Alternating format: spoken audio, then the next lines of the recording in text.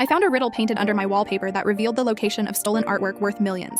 I was 17 when Dad died and left me his crumbling Victorian house in Salem. Mom wanted to sell it immediately, but something about the place called to me. Maybe it was the way sunlight filtered through the stained glass windows, or how the floorboards creaked like they were telling secrets. Against everyone's advice, I moved in. The house was a disaster. Peeling wallpaper, sagging ceilings, and a heating system that wheezed like an old man climbing stairs.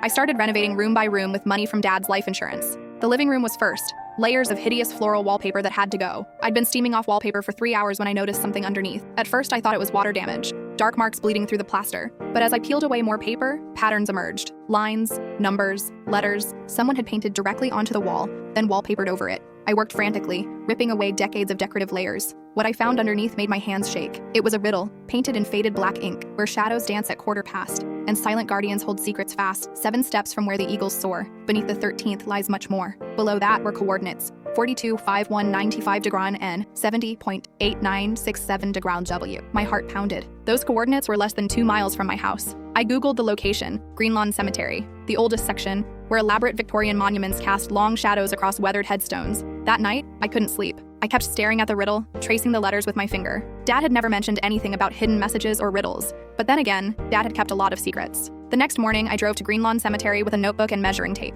The coordinates led me to a section filled with towering monuments. Angels, eagles, elaborate Victorian sculptures. I found the eagle statue mentioned in the riddle, a massive bronze eagle perched atop the Morrison family mausoleum. 7 steps from the eagle brought me to a simple headstone marked Unknown, 1847. It was the 13th grave in that row. I looked around. A few other visitors wandered among the graves, but no one was paying attention to me. I knelt beside the headstone and brushed away decades of leaves and dirt. Nothing. Frustrated, I sat back on my heels. Beneath the 13th lies much more. Maybe it wasn't referring to the grave itself, but something literally beneath it. I pressed my hands against the base of the headstone. The stone shifted slightly. My pulse quickened. Working my fingers around the edges, I managed to pry up a loose corner. Underneath was a small metal box wrapped in oiled cloth. Inside the box was a key and a folded paper. The paper was covered in my father's handwriting. If you're reading this, I'm gone. What I'm about to tell you will change everything you thought you knew about our family. The Blackwood Gallery heist of 1987, $50 million in stolen paintings that were never recovered. The FBI gave up years ago, but I never did. I know where they are. My blood turned to ice. The Blackwood Gallery heist was legendary. 5 priceless paintings stolen from a private collection,